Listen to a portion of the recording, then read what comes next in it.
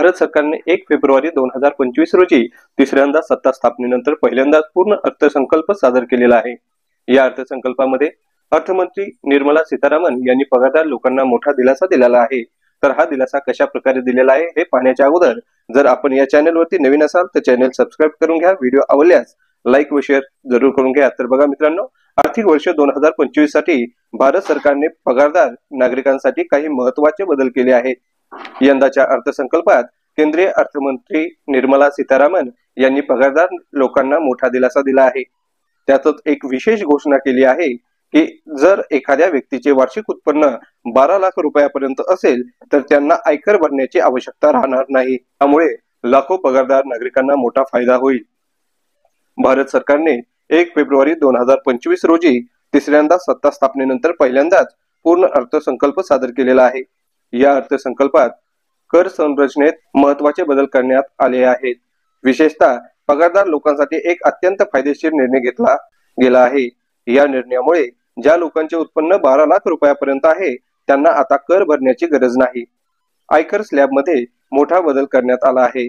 पगारदार व्यक्तीसाठी 6 स्लॅब ऐवजी 7 स्लॅब बनवण्यात आले आहेत। यामध्ये एक नवीन 25% स्लॅब जोडण्यात आला आहे जो 20 लाखापर्यंतच्या उत्पन्नासाठी लागू होईल। यामुळे पगारदार व्यक्तींना त्याच्या उत्पन्नानुसार अधिक पारदर्शक आणि उपयुक्त कर स्लॅब मिळेल। नवीन कर स्लॅबचे तपशील।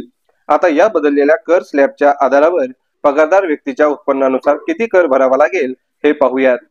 4 लाखापर्यंत उत्पन्न जर असेल तर त्याला कर नाही।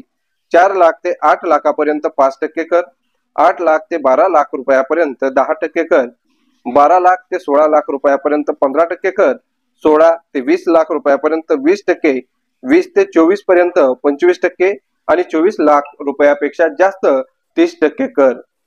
पगारानुसार कराची रक्कम 12 लाख रुपये उत्पन्न असणारे जुन्या स्लॅब मध्ये 12 लाख रुपये उत्पन्न असणाऱ्यांना 80,000 रुपये आयकर भरावा लागायचा, पण आता नव्या स्लॅब नुसार त्यांना केवळ 60,000 रुपये कर भरावा लागेल। यामध्ये कलम 87A अंतर्गत मिळणारी सवलत देखील विचारात घेतल्यास 12 लाख रुपये उत्पन्न असणाऱ्यांना आता पूर्णपणे करमुक्त केले गेले आहे।